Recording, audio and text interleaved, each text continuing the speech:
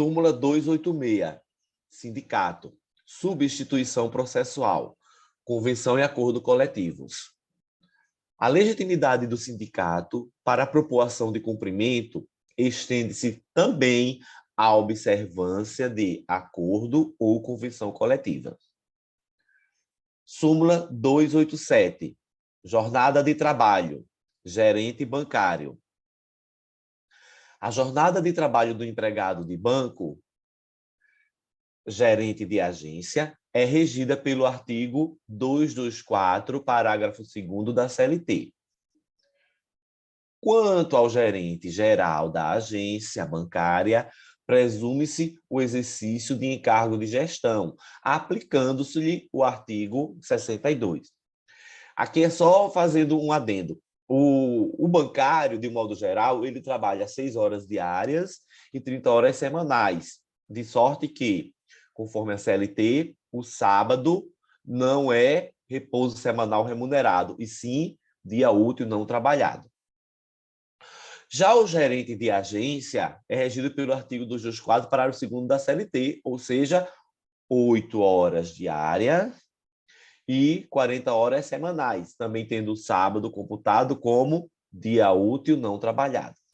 Contudo, no que tange ao gerente geral da agência bancária, às vezes chamado vulgarmente de gerentão, esse não precisa cumprir jornada pré-estabelecida, porque, como se presume que ele exerce encargo de gestão, a ele é aplicado o artigo 62 da CLT, que prevê a sua não inclusão no regime de jornada. Súmula 288, complementação dos proventos de aposentadoria. Inciso 1. A complementação dos proventos de aposentadoria, instituída, regulamentada e paga diretamente pelo empregador, sem vínculo com as entidades de previdência privada fechada, é regida pelas normas em vigor na data de admissão do empregado, ressalvadas as alterações que forem mais benéficas, artigo 468 da CLT. Inciso 2. Na hipótese de coexistência de 2 regulamentos de planos de previdência complementar, instituídos pelo empregador ou por entidade de previdência privada, a opção do beneficiário por um deles tem efeito jurídico de renúncia às regras do outro. 3. Após a entrada em vigor das leis complementares números 108 e 109 de 2001, reger-se-á a complementação dos proventos de aposentadoria pelas normas vigentes na data da implementação dos requisitos para a obtenção do benefício, ressalvados o direito adquirido do participante que anteriormente implementara os requisitos para o benefício e o direito acumulado do empregado que até então não preencha tais requisitos. 4. O entendimento da primeira parte do item 3 aplica-se aos processos em curso no TST que, em 12 de 4 de 2016, ainda não haja sido proferida decisão de mérito por suas turmas e sessões. E aqui, Maria, o que é que a gente entende?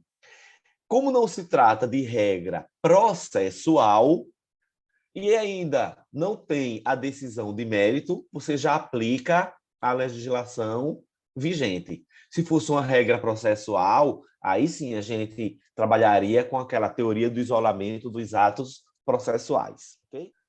Súmula 289, insalubridade adicional, fornecimento de aparelho de proteção.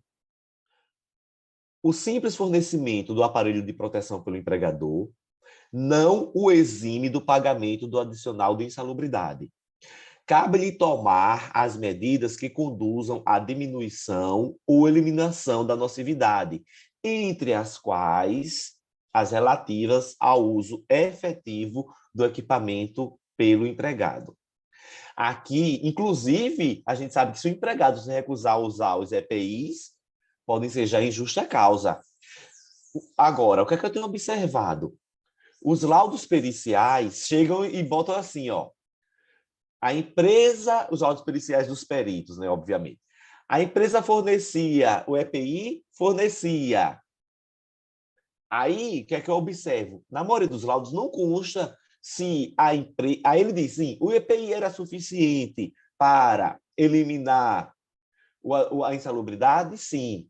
Até aí, beleza. Agora, a empresa fiscalizava o uso? Realmente era usado? Eu nunca vi isso nos laudos. Porque, veja, o simples fato da empresa fornecer não exime do pagamento do adicional. Ela tem que fornecer, o EPI tem que ser suficiente e adequado para eliminar esse risco, e a empresa tem que fiscalizar o uso. Súmula 291. Horas extras, habitualidade, supressão, indenização. A supressão, total ou parcial, pelo empregador, de serviço suplementar prestado com habitualidade durante pelo menos um ano, assegura ao empregado o direito à indenização correspondente ao valor de um mês das horas suprimidas, total ou parcialmente, por cada ano ou fração igual ou superior a 6 meses de prestação de serviço acima da jornada normal. O cálculo observará a média das horas suplementares nos últimos 12 meses anteriores à mudança, multiplicada pelo valor da hora extra do dia da supressão. Essa súmula, Maria, eu entendo que ela é uma pegadinha. Eu já vi alguns advogados dizerem que essa súmula seria a questão da incorporação das horas extras. Veja, que não tem nada a ver com incorporação. A súmula não diz, em momento algum, que não poderá haver a supressão das horas extras. O que a súmula diz é que, se o empregado pratica hora extra habitualmente durante pelo menos um ano, uma vez suprimida essas horas extras, total ou parcialmente, ele vai ter direito a uma indenização que vai corresponder a quê? Ao valor de um mês das horas suprimidas.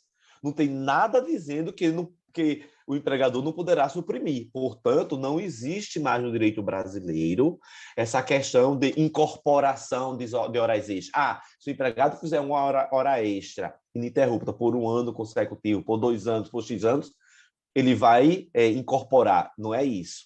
O que ele vai ter direito é a indenização. Súmula 293. Adicional de insalubridade. Causa de pedir. Agente nocivo diverso do apontado na inicial. A verificação, mediante perícia da prestação de serviços em condições nocivas, considerado agente insalubre diverso do apontado na inicial, não prejudica o adicional de insalubridade. Súmula 294.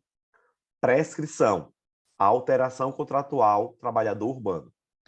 Tratando-se de ação que envolva pedido de prestações sucessivas, decorrente da alteração do pactuado, a prescrição é total, exceto quando o direito à parcela esteja também assegurado por preceito de lei. Porque a gente sabe que a prestação sucessiva, Maria, você tem que pedir logo, porque ela vai se renovando a cada mês. Por isso que a prescrição total, salvo se aquela parcela ela for assegurada por lei, porque aí não incide essa prescrição total, e sim a prescrição parcial. Súmula 296. Recurso. Divergência jurisprudencial. Especificidade. 1.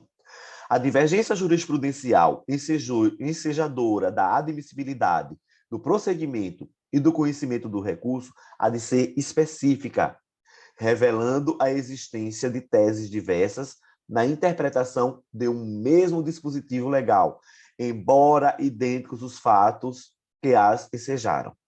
2.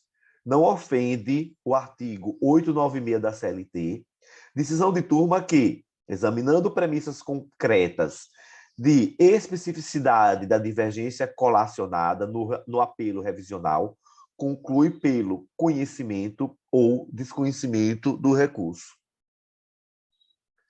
Então, o que é que a gente tem que saber? Quando a parte aponta a divergência jurisprudencial no recurso de revista, primeira coisa que ela tem que ficar atenta, essas teses têm que ser divergentes quando da apreciação de um mesmo dispositivo legal. Então, por exemplo, o TRT 8 analisa o determinado dispositivo de lei assim, e o TRT 5 analisa assado, diametralmente oposto. Por isso que ele diz, ó, revelando a existência de teses diversas, leia-se, opostas, entenda-se, contrárias, na interpretação de um mesmo dispositivo legal, embora idênticos os fatos que as ensejaram. E aí havia muita dúvida sobre a questão de quando a turma ela já aplicava pelo conhecimento ou desconhecimento do recurso diretamente, apenas analisando essas premissas concretas. Muitos diziam que isso não deveria ser analisado pela turma, deveria sim ser pelo pleno. E aí o que é que viu o TST? Disse, não ofende esse 896, quando a própria turma ela analisa essas premissas concretas da divergência no apelo.